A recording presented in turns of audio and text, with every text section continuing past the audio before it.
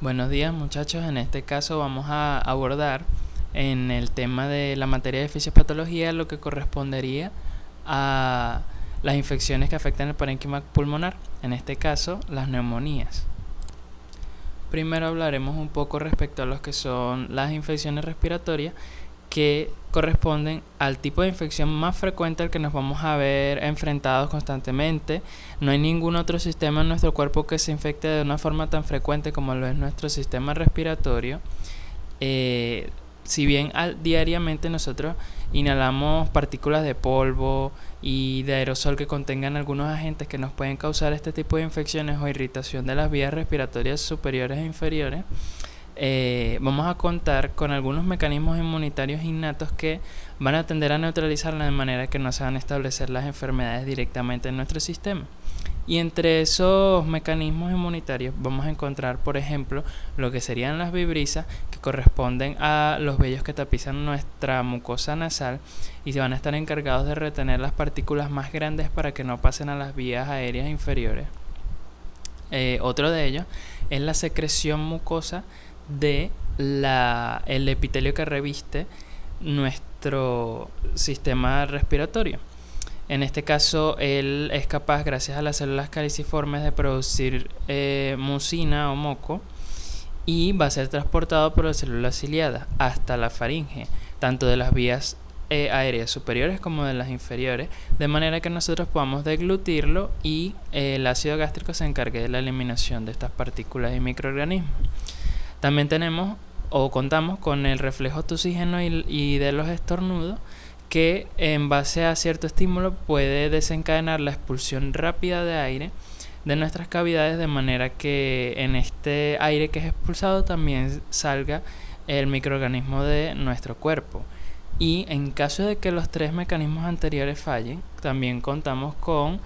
los macrófagos alveolares, quienes se encargan de fagocitar estos microorganismos si estos llegan directamente a los sacos alveolares, es decir, aquí va a actuar el sistema fagocítico mononuclear.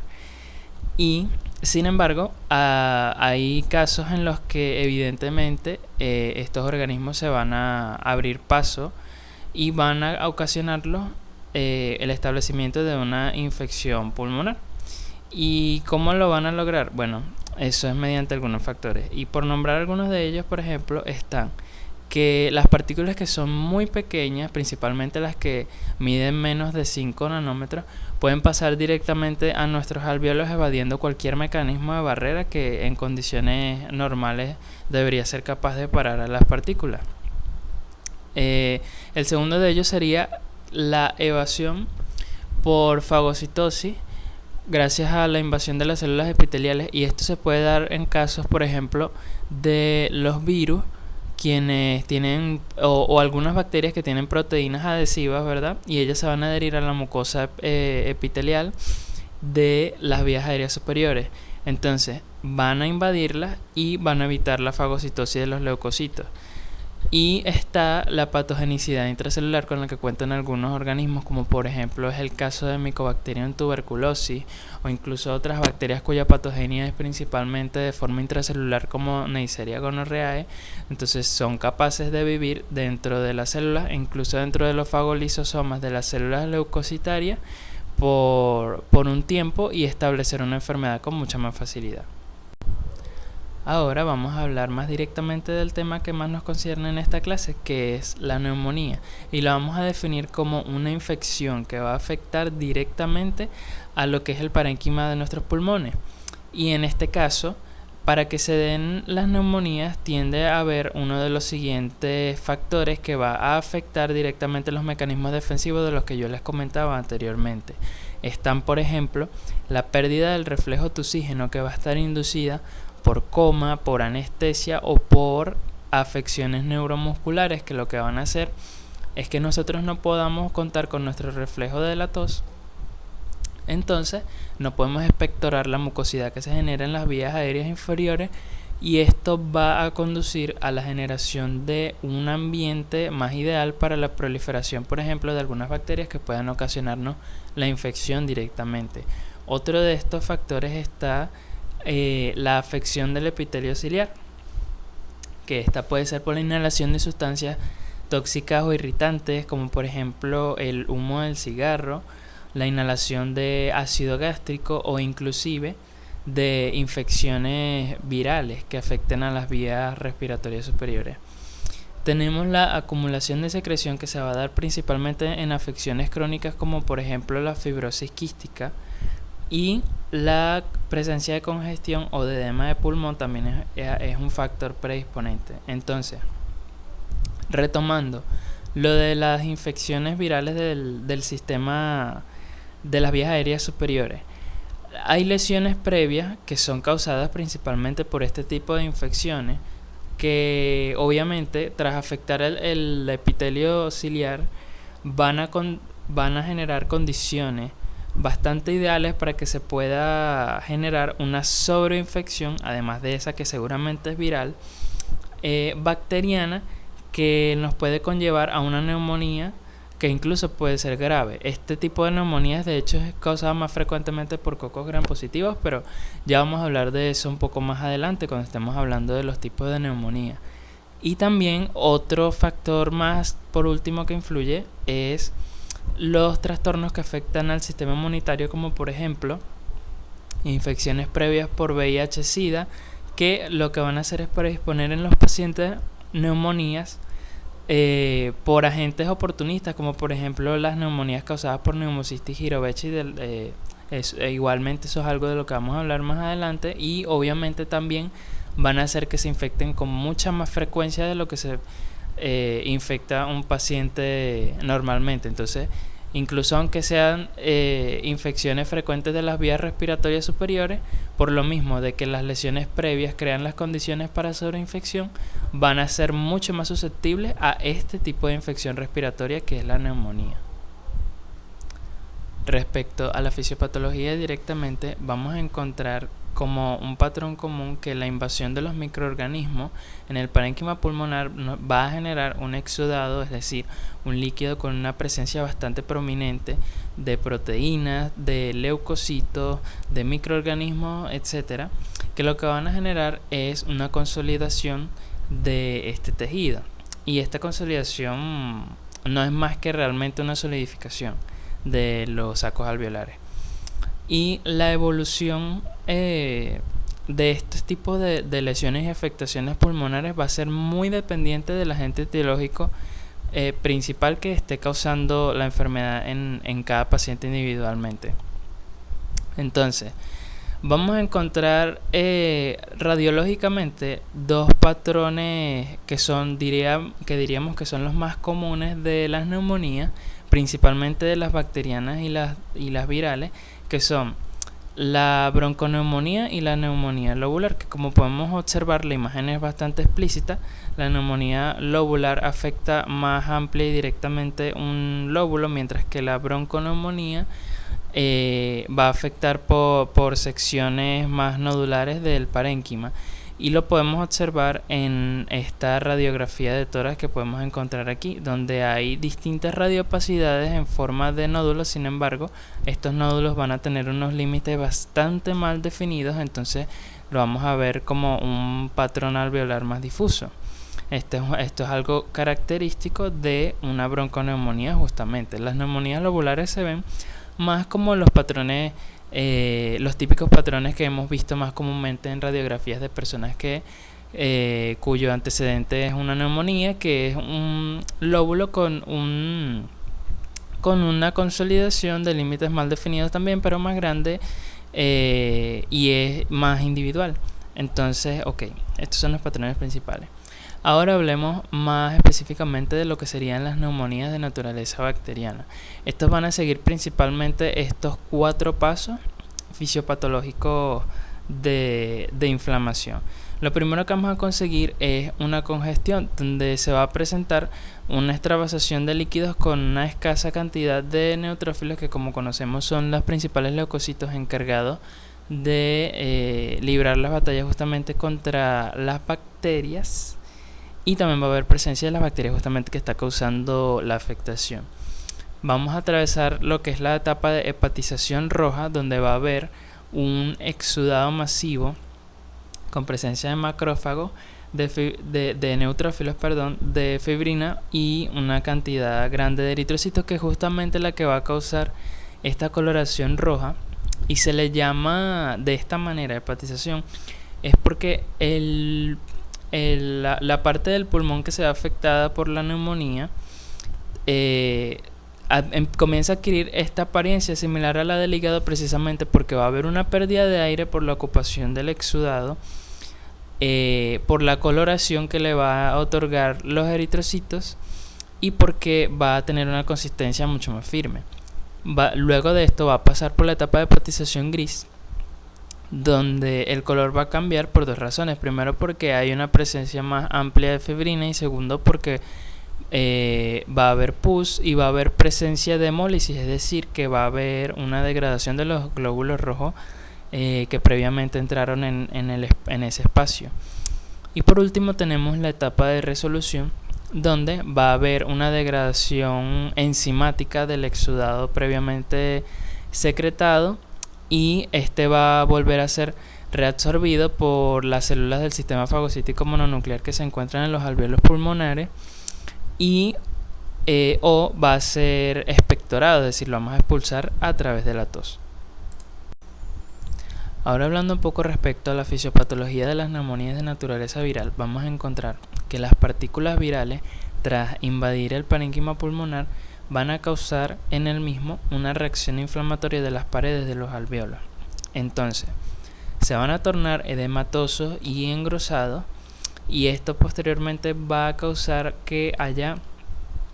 una secreción de exudado inflamatorio, donde también va a haber infiltración de células que van a combatir la infección viral. En este caso se va a tratar de linfocitos, de macrófagos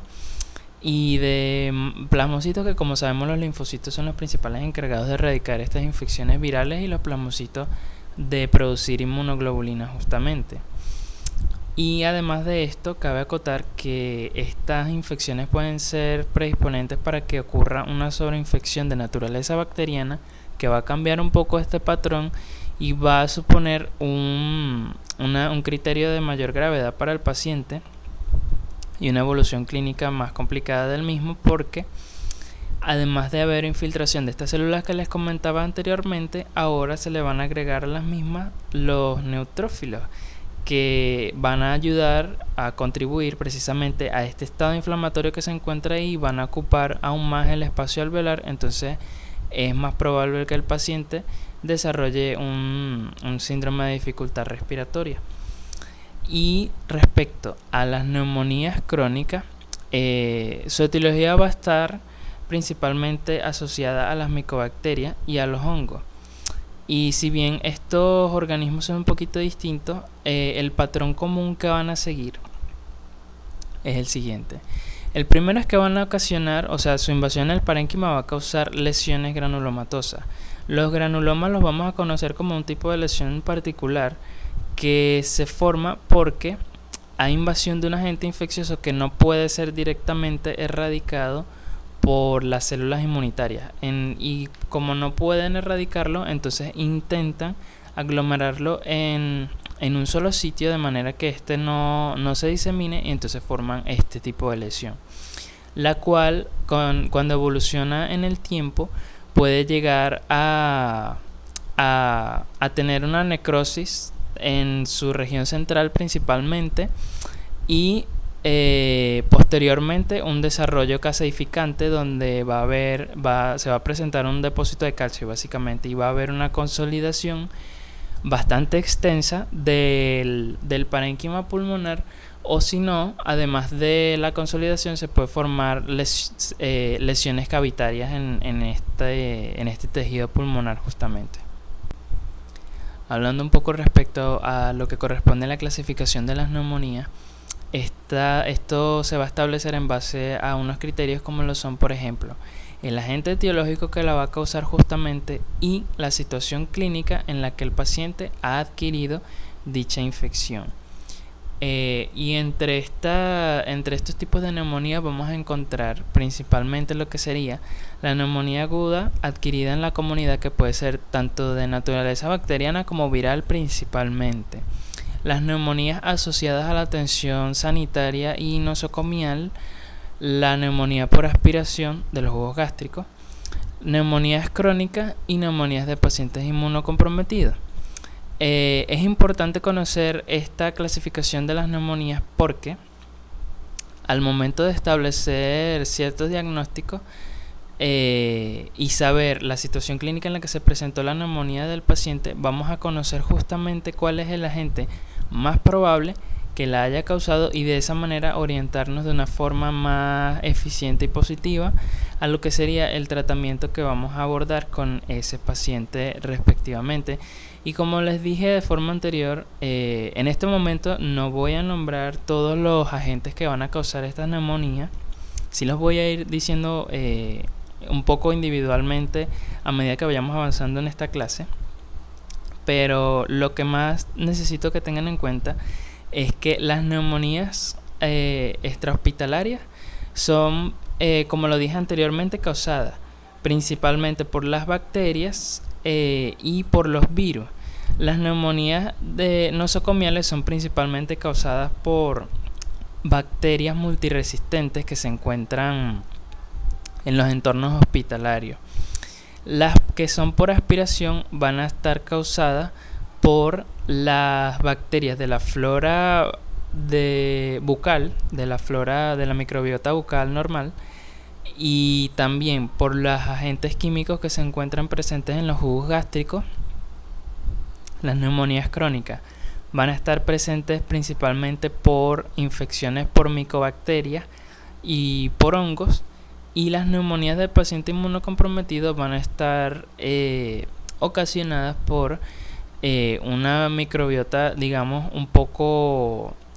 amplia, que incluye tanto hongos como virus y bacterias, pero que son completamente oportunistas de pacientes que tienen un deterioro inmunológico bastante comprometedor. Ok, hablando de las neumonías extrahospitalarias, estas van a ser adquiridas por personas por lo particular o por lo general sanas, y estas van a ser mayoritariamente de naturaleza bacteriana o viral. Las de naturaleza bacteriana pueden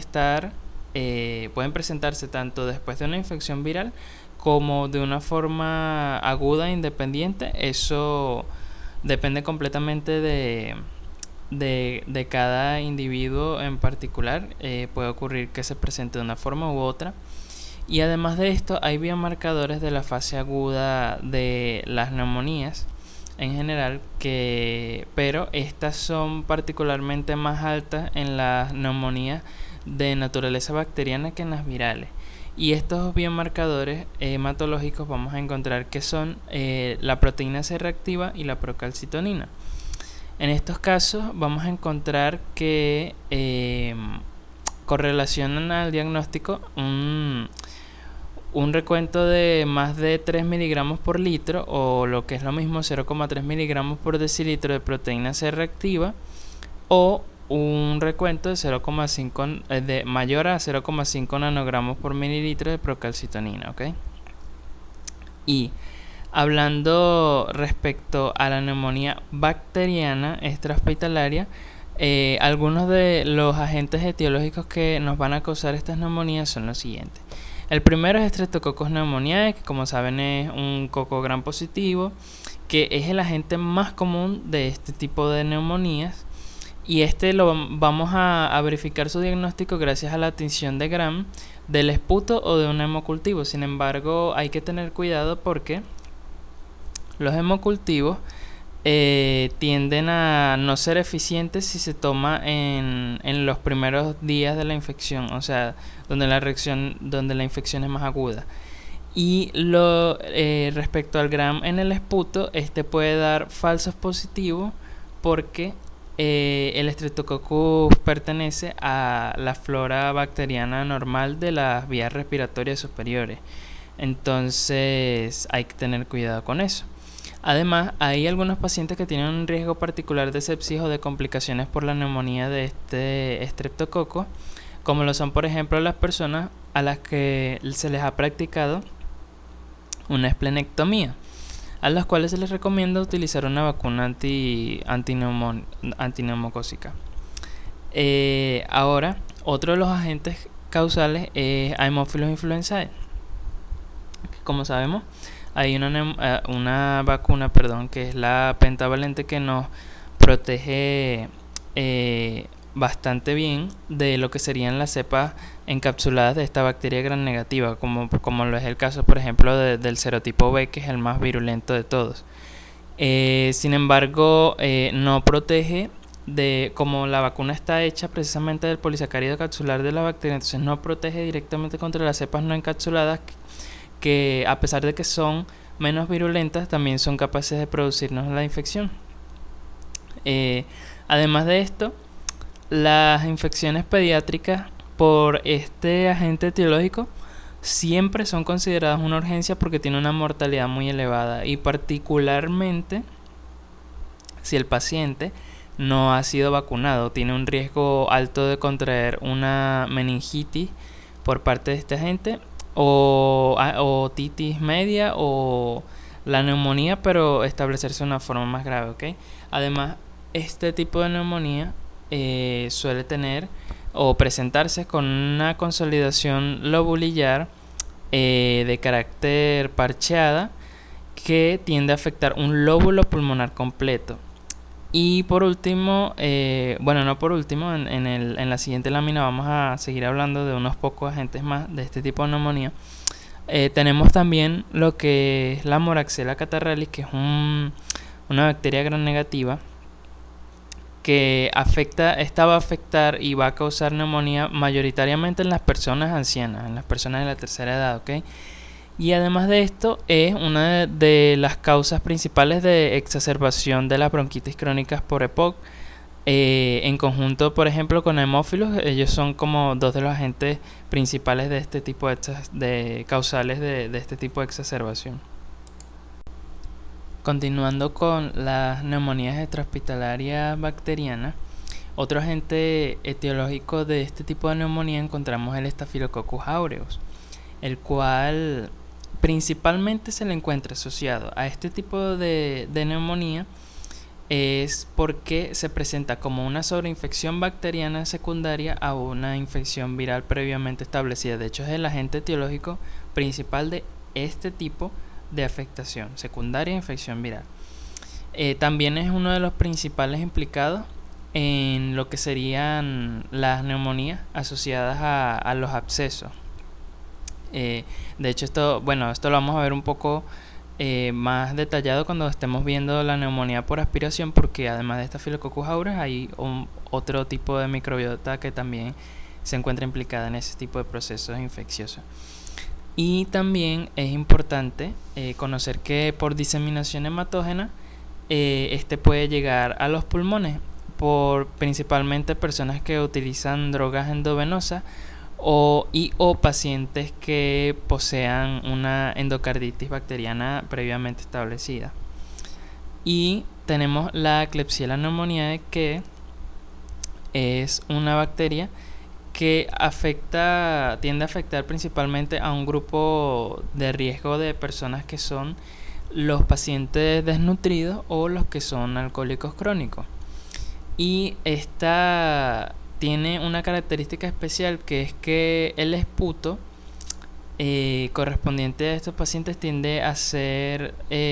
una mucosidad espesa, y esto es consecuencia de que la bacteria tiende a producir el polisacárido de su cápsula muy abundantemente, y al punto en que entonces comienza a cambiar un poco la naturaleza mecánica de la mucosidad que se presenta en las vías aéreas inferiores. Entonces, respecto a la clínica, las manifestaciones que se presentan en este tipo de neumonía incluyen fiebre de inicio brusco, escalofríos, tos productiva que puede tener mucosidad común o mucopurulenta, por ejemplo en los casos de los abscesos pulmonares que les comentaba por estafilococos. Pueden presentar dolor torácico, disnea, y a la auscultación se puede presentar también estertores crepitantes localizados en el lóbulo afectado por la neumonía. Y es muy importante aclarar que los signos suelen disminuir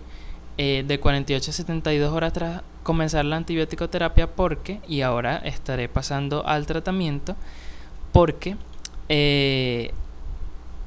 o sea, si nosotros estamos tratando a un paciente, por ejemplo, con el tratamiento empírico de las neumonías extrahospitalarias, que en este caso es amoxicilina y ácido clavulánico, o sea, una aminopenicilina como esta, como ampicilina sulbactam, sin embargo es más recomendado utilizar la amoxicilina. Si tras 48 a 72 horas desde que nosotros comenzamos el tratamiento del paciente no ha desistido al menos su fiebre, es decir, ninguno de sus signos ha disminuido, aunque sea un poco, entonces tenemos que considerar inmediatamente un cambio farmacológico, pero no necesariamente tenemos que desistir de la amoxicilina. Podemos agregar al tratamiento un macrólido, que en este caso puede ser o bien acitromicina o bien claritromicina. Además, el uso individual de los macrólidos también tiende a ser, digamos, de primera elección para las neumonías que son extrahospitalarias, que son producidas por gérmenes atípicos como clamidias o legionela. Y si nuestro paciente en particular posee algún tipo de alergias a penicilina, también puede ser viable el uso de alguna fluoroquinolona que tenga una acción, digamos, un poco más acentuada en el sistema respiratorio, como lo es, por ejemplo, la moxifloxacina o la levofloxacina. Ahora, hablando un poco respecto a las neumonías virales extrahospitalarias, encontramos que los agentes causales principales de esta enfermedad están, por ejemplo, los influenzavirus, que en este caso estos van a contar con proteínas patogénicas como lo son la hemaglutinina y la neuraminidasa. Y de hecho el cambio constante de estas proteínas en este virus es el que da lugar a las epidemias de los resfriados comunes que nosotros conocemos, las epidemias de gripe que nosotros conocemos hoy en día. Están también los metaneumovirus humanos, coronavirus, virus sincitial respiratorio y virus de varicela zoster. Volviendo un poco al tema de la fisiopatología, vamos a encontrar que en la patogenia, cuando los virus invaden el parénquima pulmonar en parte, más específicamente y de forma individual los neumocitos, van a causar en ellos una inhibición de los canales de calcio. ¿En qué respuesta ocasiona esto? Que evidentemente va a haber un desplazamiento de agua y de electrolitos a los sacos alveolares. Entonces, se va a producir también posteriormente la lisis celular de algunos de estos neumocitos y por consiguiente va a haber extravasación por parte de estas células muertas de proteínas y de citocina. Esta citocina van a activar a los macrófagos y a su vez van a generar una extravasación de neutrófilos a esos espacios. Y este tipo de respuestas principalmente son las que pueden conducir a los pacientes a alguna complicación, como lo es, por ejemplo, el síndrome de dificultad respiratoria aguda. Sin embargo, para que esto ocurra tiene que haber una afectación bastante extensa del parénquima pulmonar, o algo que tiende a tener una mortalidad un poco más elevada, las sobreinfecciones bacterianas, de las que ya le he comentado varias veces a lo largo de la clase. Sin embargo, por lo general, estas neumonías tienden a ser algo menos graves que las neumonías bacterianas. Sin embargo, hay que tener en cuenta que por la naturaleza contagiosa de los virus que ocasionan este tipo de neumonía, va a haber, estas tienden a surgir en epidemias, de hecho. Entonces, aunque tenga una morbimortalidad un poco baja, de todas maneras, esto puede tener repercusiones graves en lo que respecta a por ejemplo, las capacidades de los sistemas de salud, tal como lo estamos viviendo actualmente con nuestra pandemia de COVID-19. En este caso, por cierto, la neumonía por COVID-19 la voy a abordar en breve, próximamente en la clase. Respecto a la clínica, estas neumonías se presentan con fiebre, con cefalea, con dolor muscular, es decir, con mialgia. La disnea puede o no estar presente, la tos también puede estar, tanto como no puede estar, y de hecho este tipo de infecciones, algo característico que tiene es que puede llegar a ser puede llegar a ser diagnosticado inicialmente como un resfriado o una infección general de las vías respiratorias superiores, porque precisamente son virus. Entonces pueden afectar estas vías respiratorias superiores primero y entonces los síntomas se corresponden un poco con una infección de estas vías principalmente, cuando puede estar afectado el parénquima pulmonar directamente, pero eso no lo podemos saber si no está la existencia de la disnea o que tengamos hallazgos radiológicos que nos indiquen esto. Entonces, respecto al tratamiento, los antibióticos no suelen ser usados porque evidentemente no tienen acción alguna contra los virus. Sin embargo, en algunos casos pues pueden llegar a ser utilizados para evitar las sobreinfecciones bacterianas en caso de que un paciente pueda estar algo predispuesto. Algunos antivirales han sido relacionados con una disminución de los síntomas de la neumonía, digamos, desde unos días antes de los que podrían empezar a remitir normalmente. En este caso tenemos, por ejemplo, el Zanamivir, que es un antiviral usado ampliamente para infecciones por influenza virus, o el aciclovir, utilizado para, por ejemplo, el virus de la varicela zóster. El resto del tratamiento y la medicación va a ir condicionado principalmente hacia lo que serían los síntomas concomitantes de este tipo de infección, es decir, antipiréticos para disminuir lo que sería la fiebre, la mialgia y la cefalea, oxigenoterapia en caso de que el paciente lo necesite porque esté saturando menos oxígeno, por ejemplo en un caso de neumonía por coronavirus o de una afectación bastante grande de un lóbulo pulmonar a causa de infección por influenza virus, y en caso de que sea pues necesario, pues terapia antitrombolítica para estos pacientes. Ok, ahora vamos a hablar un poco respecto a la fisiopatología correspondiente a las neumonías por COVID-19 que estamos viviendo actualmente por la pandemia, por su agente etiológico, que en este caso va a ser el SARS-CoV-2, que es un coronavirus perteneciente a la familia de los beta coronavirus. Es un agente con simetría esférica y envoltura, evidentemente, de material genético ARN. Y este va a contar en sus propiedades con, por ejemplo, lo que serían las proteínas M, E, N y S, que además de conferirle directamente algunas de sus funciones con respecto a el material genético, la proteína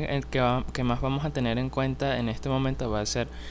la proteína S, la cual está implicada directamente en el anclaje del virus a los receptores de enzima convertidora de angiotensina 2 de las células de nuestro cuerpo, que se encuentran en mayor proporción en los pulmones, y de esta manera van a lograr infectar las células individualmente. Ahora, esta imagen me parece bastante explicativa respecto al proceso fisiopatológico del virus, porque en este caso, cuando él entra en la célula y comienza la producción de las nuevas partículas virales o viriones, en este caso, en los ribosomas, entonces estos se van a empezar a acumular en la célula y luego van a ser expulsados al exterior, donde van a ser captados por células presentadoras de antígenos, como lo son los macrófagos, por ejemplo, quienes por su parte, en su esfuerzo por combatir la infección, van a liberar lo que serían algunas citocinas, y estos van a presentar los antígenos correspondientes a estas partículas virales a las células T, que van a dividirse en linfocitos TCD4 y TCD8 respectivamente. Estos linfocitos también tienen una acción secretando lo que serían más citocinas proinflamatorias, y en conjunto con las que secretan los macrófagos van a causar un proceso de hiperinflamación de las zonas afectadas que, como bien sabemos, los receptores ECA2 no solo se encuentran en los pulmones, por lo tanto la inflamación puede no solo presentarse en los pulmones, sino por ejemplo en otros órganos como el sistema digestivo, el corazón, los riñones. Sin embargo, esto casi siempre se ve más acentuado en los pulmones, de manera que puede haber síndrome de dificultad respiratoria aguda en estos pacientes, ¿ok? Básicamente la tormenta de citocinas es muy en parte responsable de la gravedad con la que evoluciona este tipo de neumonía. Además de eso, cabe destacar que una sobreinfección bacteriana va a complicar mucho más este cuadro clínico, porque entonces se va a unir una nueva línea celular a combatir la infección y a secretar muchas más citocinas, y evidentemente la tormenta de citocinas va a tener una repercusión mayor a nivel sistémico y a nivel de los pulmones, que en este caso estas células van a ser los neutrófilos. Y ahora respecto a lo que sería, por ejemplo, la evolución clínica de estos cuadros de infección viral por COVID-19, vamos a encontrar que el 80% de los pacientes van a tener un curso sintomático de la enfermedad o van a tener una enfermedad bastante leve, el 15% va a tener una enfermedad un poco más grave y el 5% va a presentar complicaciones. Este 5% corresponde mayoritariamente a personas de la tercera edad, que en este caso van a ser pacientes de un riesgo más alto, que puedan presentar, por ejemplo, enfermedades crónicas como diabetes mellitus, como hipertensión arterial. Estos tipos de pacientes tienden a desarrollar, porque, por ejemplo, entre el primero y el cuarto día tras la infección por el virus, se va a presentar un cuadro con signos y síntomas predominantemente de las vías aéreas superiores, o que incluyan la fiebre, cefalea. Sin embargo, de 7 a 10 días principalmente es donde puede haber un curso clínico que avance hacia un cuadro severo pulmonar, ¿ok? En el caso de que el paciente vaya a sufrirlo. Y esto puede llegar a una complicación clínica que incluyan algunos de los siguientes elementos, como lo son, por ejemplo, insuficiencia respiratoria, donde vamos a ver una saturación de oxígeno que puede ser hasta menor del 80%, una presión parcial de oxígeno menor a 60 milímetros de mercurio, una frecuencia respiratoria mayor de 25 a 30 respiraciones por minuto, la coagulopatía asociada a COVID-19, que además de evidentemente estar predispuesta por los síndromes inflamatorios que nos va a causar esta infección viral, también lo va a estar, por ejemplo, en los pacientes que necesitan intubación y tienen que estar en unidad de cuidados intensivos acostados por muchísimo tiempo, van a estar más propensos a desarrollar coagulopatía asociada a la infección por este virus. Además de esto, como ya lo dije anteriormente, la tormenta de citocinas puede llevarnos a algunas de estas complicaciones, como lo son, por ejemplo, el síndrome inflamatorio multisistémico, que justamente va a dar pie a una hipoperfusión sanguínea general, y esto puede llevar al paciente a un shock, además de que el shock propiamente dicho también puede tener naturaleza bacteriana séptica en caso de una sobreinfección complicada. Y menos estudiado, pero también presente, pueden haber casos de encefalopatías o afecciones neurológicas por el virus. Sin embargo, como vuelvo y les repito, esto no ha sido tan estudiado, entonces no se comprende con exactitud los mecanismos a través de los cuales el virus puede causar este tipo de manifestaciones. Sin embargo, entre las manifestaciones más comunes que vamos a encontrar en esta infección están lo que sería la fiebre, dolor de cabeza, o sea, cefalea, anosmia y ageusia por afectación del nervio olfatorio, por ejemplo, astenia, escalofrío, síntomas gastrointestinales como diarrea y vómito, y la disnea y la tos seca pueden o no estar presentes. Ahora, respecto al tratamiento, este va a estar guiado, por ejemplo, si el paciente es un paciente con enfermedad leve, al cual simplemente se le recetará para alivio de los síntomas, por ejemplo, de la fiebre y de la cefalea. Se le va a recetar algún antipirético como el ibuprofeno o el acetaminofén. Los antibióticos se suelen mandar siempre y cuando, por ejemplo, nosotros tengamos una radiografía del paciente en nuestras manos y podamos ver que existe un patrón de consolidación bastante prominente en el lóbulo pulmonar, o que en la auscultación presente también estertores crepitantes, o que presente expectoración mucopurulenta, que también es posible por sobreinfección bacteriana. Entonces, el conjunto de estos signos básicamente nos van a indicar si el paciente necesita o no los antibióticos. Algunas recomendaciones médicas indican que puede haber un curso más positivo de la enfermedad con el uso de una especie de profilaxis antibiótica, que dependiendo del sitio puede incluir antibióticos como levofloxacina. Sin embargo, algunas opiniones médicas indican que también puede ser oportuno el uso de ceftriaxona, pero esto es muy variable y, como les digo, preferentemente tienen que existir esas condiciones previas que les comentaba. Y los pacientes graves, bueno, además de evidentemente tratar esto, porque realmente no existe una cura para el COVID. Sin embargo, actualmente están surgiendo alternativas de vacunas que permiten una progresión bastante leve de la enfermedad. Se van a tratar, por ejemplo, con oxigenoterapia en caso de que sea necesario, de que su saturación de oxígeno sea bastante baja. El Remdesivir puede ser recomendado porque es un antiviral que se ha constatado en algunos estudios con pacientes que los signos y síntomas pueden tener un alivio un poco más rápido, es decir, una resolución un poco más rápida del cuadro clínico, si se utiliza en el estadio inicial de la infección, o sea, en los primeros días. La antibiótico-terapia, en caso de que sea un paciente ya complicado, obviamente, con la sobreinfección bacteriana que les comentaba, y dexametasona, con el propósito de aliviar este síndrome inflamatorio que nos producirá el virus. Ok, en el momento que nosotros estemos trabajando en torno a una neumonía de carácter extrahospitalario, vamos a tener en consideración algunos criterios para ingresar a un paciente a estancia hospitalaria, la gravedad correspondiente a evaluar si este debe ser referido a la unidad de cuidados intensivos o no, y criterios para dar el alta médica. Estos son establecidos por una organización llamada CEPAR, que es la Sociedad Española de Neumonología y Cirugía Torácica, y van a consistir en lo siguiente. En el caso de los ingresos, los criterios más importantes van a ser la senilidad, es decir, un paciente de la tercera edad, si este mantiene una enfermedad crónica,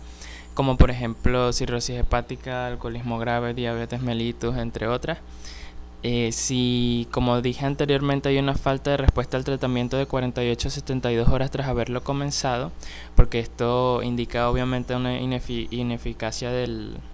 tratamiento, entonces debe ser cambiado. Si hay alteraciones de rayos X tras haber realizado uno previamente, si existen alteraciones nuevas, o si hay alguna alteración que indique una complicación de la enfermedad, como por ejemplo que exista, además de la neumonía, un derrame pleural. Y también si encontramos que hay sospecha de aspiración de jugos gástricos por parte del paciente, porque este tipo de neumonía tiene un progreso un poco más agresivo, que lo vamos a tratar a continuación en el transcurso de la clase. En el caso de los criterios para la gravedad, vamos a encontrar que estos son principalmente la inestabilidad hemodinámica del paciente. Por ejemplo, si este mantiene una hipotensión con una tensión arterial sistólica menor a 90 y diastólica menor a 60. También si posee, por ejemplo, un pulso mayor a 120 latidos por minuto. Si tiene un cuadro de insuficiencia respiratoria aguda, es decir, lo que les comentaba en el caso del COVID, si tiene una saturación de oxígeno menor a 80, respiraciones por minuto mayor a 25 o 30, etc. Si se encuentra en un estado alterado de la conciencia a causa de hipoxia o a causa de shock, las complicaciones, por ejemplo, como bacteriemia y sepsis, que evidentemente necesitan un tratamiento un poco más exhaustivo, y si hay afectación de más de un lóbulo en la radiografía de tórax, o si es por ejemplo una neumonía bilateral, y si el paciente mantiene una leucopenia, es decir, un recuento bajo de los leucocitos totales. Y en cuanto a los criterios para el alta, son básicamente una estabilidad hemodinámica y también capacidad de la ingesta oral. Las respiraciones por minuto deben ser menores, deben disminuir de por lo menos de 24 respiraciones por minuto. Su temperatura debe ya evaluarse ligeramente normal a causa del tratamiento que ya se le aplicó al paciente. Debe tener un estado mental completamente normal y saturando oxígeno por lo menos a más del 90%. Ok, ahora entrando un poco de lleno al tema en lo que respecta a la neumonía asociada a la atención hospitalaria, vamos a encontrar que hay 3 criterios básicos para establecer que una neumonía corresponde a este tipo, que son una hospitalización reciente del paciente de por lo menos 2 días de duración, que puede estar ya directamente en su casa o no, una remisión de un centro de atención de larga estancia, o que el paciente haya sido tratado con hemodiálisis o algún tratamiento intravenoso, uso de cateterismo, entre otras cosas. Y después de esto se halla el diagnóstico de la neumonía. Entonces, vamos a encontrar que la neumonía, lo que sería la neumonía nosocomial, son las que vamos a adquirir directamente y mientras, es decir, durante la estancia hospitalaria. Y además esta suele desencadenarse en pacientes que tengan algunos problemas previamente tratados, por ejemplo, en los pacientes de unidad de cuidados intensivos que tengan un respirador mecánico, son más propensos a adquirir este tipo de neumonía y siempre son complicaciones y tienen una mortalidad bastante alta. Y esto va a ser precisamente porque los agentes causales de este tipo de neumonía tienden a ser gérmenes multiresistentes, llámese Pseudomonas aeruginosa, llámese Staphylococcus aureus, y principalmente es el resistente a la meticilina el que tiene la capacidad de ser, bueno, de básicamente ser resistente a muchos tipos de antibióticos. Otro agente causal puede ser Streptococcus pneumoniae y Klebsiella pneumoniae, ¿ok? Ahora, en lo que respecta al tratamiento, precisamente porque estos gérmenes tienden a ser bastante multiresistentes por estar constantemente en un entorno hospitalario, aquí más que nunca es que debería ser crucial realizar un antibiograma de alguna biopsia por broncoscopia o de un hemocultivo. Sin embargo, como bien sabemos, estas pueden ser de progresión rápida y bastante mortales, entonces no siempre vamos a disponer con el tiempo para poder esperar este resultado de antibiograma y establecer el tratamiento más oportuno. Entonces vamos a intentar seguir 2 regímenes de acuerdo a los datos epidemiológicos del entorno hospitalario del que estemos tratando en este caso. Por ejemplo, en los entornos hospitalarios donde la incidencia de infecciones por Staphylococcus aureus resistentes a meticilina es mayor al 20% y el porcentaje de resistencia del Pseudomonas aeruginosa a los antibióticos antipseudomónicos es mayor al 10%, vamos a tratar esta infección con lo que es piperacilina, tazobactam, o levofloxacina, imipenem o cefepima, ¿ok? Y si nuestro entorno hospitalario tiene una incidencia mayor al 20% de este estafilococo o una resistencia a Pseudomonas aeruginosa mayor al 10% en general de los antibióticos antipseudomónicos, entonces vamos a seguir un régimen un poco diferente y más estricto que va a contar con lo siguiente. Primero es una cefalosporina de 4ª generación, es decir, de las antipseudomónicas como cefepina o ceftazidima, o en su defecto algún carbapenémico como imipenem o meropenem. Esto vamos a añadirle una fluoroquinolona de un espectro bastante implicado en el sistema respiratorio como es levofloxacina o moxifloxacina, o que se sepa que tenga una acción un tanto antipseudomónica como ciprofloxacina. En caso de no contar con la fluoroquinolona, podemos ampliar el espectro de esta unión de antibióticos con algún aminoglucósido como gentamicina o amicacina. Y por último, pero no menos importante, le añadimos al tratamiento vancomicina, para que puede ser un tratamiento de elección para Staphylococcus aureus, resistente a la meticilina, y que sea lo que Dios quiera, porque estos pacientes tienden a ser bastante graves, la verdad, si son infectados por estos tipos de gérmenes multiresistentes. Ahora, hablando un poco respecto a lo que corresponde a la neumonía por aspiración, vamos a encontrar que este se da en los pacientes que aspiran accidentalmente sus jugos gástricos e inclusive la saliva de su cavidad bucal. Y esto va a estar dado principalmente en tres tipos de pacientes. Están los que están inconscientes por uso de algún tipo de anestésico, o los pacientes que, por ejemplo, tienen intubación con respiración mecánica, los pacientes que presentan vómitos repetitivos, o personas que tengan una enfermedad por reflujo gastroesofágico que no esté controlada, que mantengan acidez todo el tiempo, y estos tienen riesgo, además de padecer cáncer de esófago, también a padecer en algún momento de su vida de una neumonía por aspiración. Entonces, esta neumonía va a tener dos naturalezas, por lo que, y precisamente por esto, es que es bastante grave y su pronóstico tiende a ser malo, y en general, bueno, puede ser fulminante. Y estas características son que tiene un aspecto bacteriano que va a incluir tanto el Staphylococcus aureus, del que les hablé anteriormente en la parte de las neumonías extrahospitalarias, y también de la flora bacteriana normal de la cavidad bucal y las vías aéreas superiores, como lo es el Streptococcus de cualquier tipo, Streptococcus pneumoniae, Streptococcus viridans, Fusobacterium y especies de Prevotella. Y también una naturaleza química que va a incluir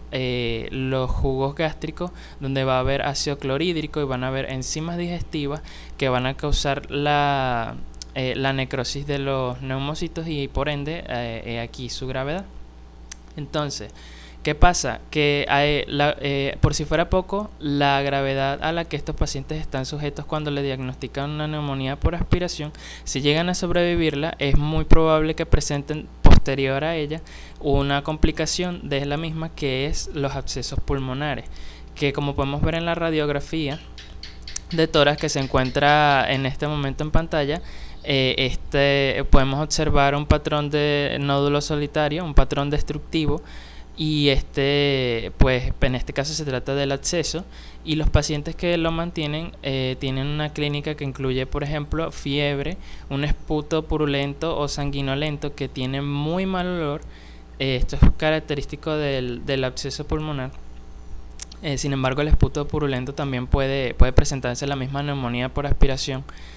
También va a haber dolor torácico y pérdida de peso. Además, histológicamente, como podemos observar en la imagen de arriba, tiende a seguir un patrón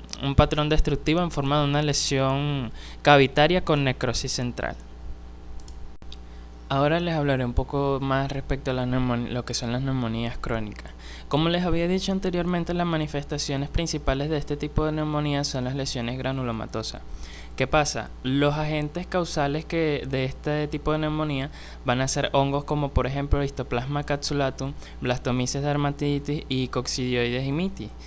Y también las micobacterias como, por ejemplo, Mycobacterium tuberculosis. ¿Qué característica en común tienen cada uno de ellos? Que pueden vivir dentro de los fagolisosomas de las células inmunitarias, como lo son los macrófagos. Esto les va a conferir que puedan establecer una enfermedad que va a perdurar con el tiempo, porque no puede ser erradicada, y gracias a esto es que las células, los leucocitos, en su esfuerzo por mantener la infección bien localizada en un sitio, va a comenzar a generar estas lesiones granulomatosas. Sin embargo, también justamente por lo mismo de que estos agentes son capaces de vivir dentro de los macrófagos, si estas células llegan a movilizarse dentro de nuestro cuerpo, van a provocar una diseminación de estas enfermedades respectivamente. Entonces, hablando un poco de una forma más individual, las infecciones por histoplasma se adquieren por inhalación de sus esporas, por ejemplo, del polvo infectado con las heces de los murciélagos, y sus lesiones y la clínica van a ser parecidas a la tuberculosis. En este momento no puedo hablarles mucho respecto a la tuberculosis, porque esto amerita básicamente una clase completamente independiente aparte solo de tuberculosis, que tiene muchas manifestaciones clínicas importantes. Sin embargo, lo que vamos a reconocer es que el patrón más o menos similar a la histoplasmosis va a consistir en lo siguiente. Lo primero es el establecimiento de la lesión pulmonar granulomatosa primaria que les comentaba. Después de esto va a progresar a una enfermedad pulmonar secundaria crónica, que principalmente va a estar bien localizada en los ápices de los pulmones, y posterior y obviamente va a causar también lesiones de carácter cavitatorio, y luego puede causar la diseminación extrapulmonar, por lo que les comentaba de la patogenicidad intracelular en el sistema fagocítico mononuclear. Respecto a la blastomicosis, estas van a ser de inicio súbito y van a tener un cuadro clínico con cefalea, dolor torácico, pérdida de peso, sudoración nocturna y escalofríos. Y algo que es característico de este tipo de infección es que la afectación casi siempre, si bien a veces puede ser difusa, puede afectar todo el pulmón, también puede tener un tipo de afección que es bastante periliar. Fíjense cómo en esta radiografía de tórax podemos ver que lo que se encuentra más afectado por este tipo de neumonía son los hilios pulmonares, que se ven bastante radiopacos. Entonces eso es algo característico. Y respecto a la coccidioidomicosis, vamos a encontrar que solo el 10% de las personas llegan a establecer un cuadro de neumonía crónica por este agente causal, que va a cursar con fiebre, con tos, con dolor pleurítico y un signo que es bastante característico de este tipo de micosis, que va a ser el eritema multiforme, como lo podemos observar en esta imagen. Algo que olvidé mencionar en la lámina anterior es que para el tratamiento de las neumonías crónicas se suele indicar, en el caso de que sean de naturaleza fúngica, un triazólico como por ejemplo el itraconazol. Puede ser suficiente. El tiempo del tratamiento es bastante variado dependiendo de la experiencia médica. Y en el caso de que sea Mycobacterium tuberculosis, bueno, tiene un tratamiento sigue algunos regímenes que van a estar conformados básicamente por medicamentos como lo son la isoniazida, el etambutol, piracinamida, entre otros.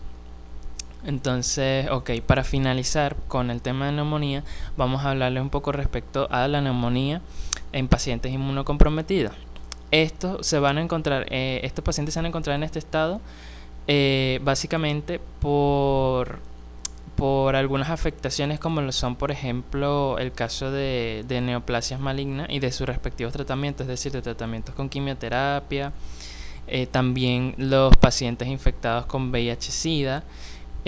Por lo tanto, precisamente su sistema inmunitario débil va a generar que estas neumonías sean de mal pronóstico, es decir, que tengan una mortalidad bastante elevada, y los vuelve muy propensos, además de adquirir infecciones respiratorias con mucha más frecuencia, a poder adquirirlas también por organismos que en condiciones normales del sistema inmunitario tienden a no ser patógenos. Entre este caso de oportunistas están, por ejemplo, en las bacterias Legionella pneumófila, Mycobacterium tuberculosis o pseudomonas que se encuentren en la vida extrahospitalaria. También podemos encontrar infecciones virales como citomegalovirus y herpes virus, que no son muy comunes conseguirlos en neumonías de tipo viral. Y fúngicas como por ejemplo Pneumocystis jirovecii, que eso es súper característico de un paciente con SIDA, que pueda presentar este cuadro clínico. También por invasión por cándida o por hongos del género de Aspergillus. Entonces, ¿qué pasa en los pacientes con VIH positivo? Que estas neumonías, una vez establecidas, pueden ser incluso multicausales, es decir, que tengan asentamientos de más de un agente microbiológico causante de la misma enfermedad, ¿ok? Además de esto, puede tener manifestaciones atípicas, y los diagnósticos tienden a ser bastante costosos precisamente porque son multicausales. Entonces requieren muchos estudios para conocer específicamente cuál es el agente que le está causando la neumonía, y Por esto mismo es que no vamos a hablar del tratamiento respecto a este tipo de neumonía, porque la verdad es que necesita ser bastante considerado por el personal clínico en dependencia de la naturaleza de la misma. Ahora, las neumonías bacterianas suelen ser bastante graves en este tipo de neumonía en particular. Inclusive pueden estar complicadas con el proceso neoplásico que les comentaba anteriormente. Además de eso, algo que también tiene que tener en cuenta el personal clínico es el recuento de los linfocitos TCD4 por dos razones. La primera es para evaluar el estado del paciente con SIDA, porque el tratamiento antirretroviral puede ser retirado o no en dependencia de la gravedad del estadio del SIDA en el tratamiento de la neumonía. Y segundo, porque el recuento es importante para establecer el riesgo más elevado a mantener una neumonía de un tipo o de otro. Por ejemplo, los que tienen un recuento un poco mayor a 200 células por milímetro cúbico de sangre van a tener un mayor riesgo a contraer una infección bacteriana o por micobacteria. Los que tienen menor a 200 tienen muchas más probabilidades de contraer alguna infección viral como citomegalovirus. Y para que logre establecerse la infección fúngica, normalmente tiene que haber un recuento bastante bajo de los linfocitos TCD4, incluso menor a 50 células por milímetro cúbico, para que se establezca, por ejemplo, un agente como el aspergilo. Pneumocystis jirovecii sí es un poco más común encontrarlo y puede ser incluso con cifras menores a 200 pero mayores a 50 células por milímetro cúbico. Y bueno, esto ha sido todo. Muchas gracias por su atención.